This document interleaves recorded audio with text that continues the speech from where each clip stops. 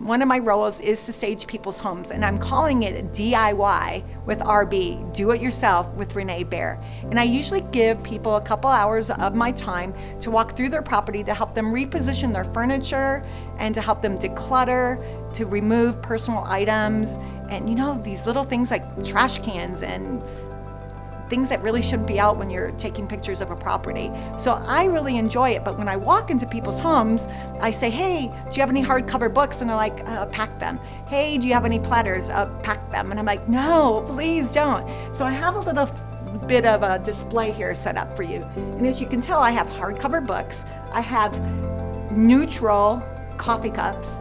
I have a little plant and some cutting boards, beautiful cutting boards, by the way. They're from my home.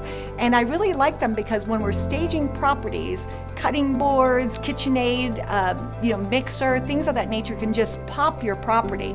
So before you start packing, please give me a call so I can work that through with you on what to pack and what not to that we're going to use for your home staging.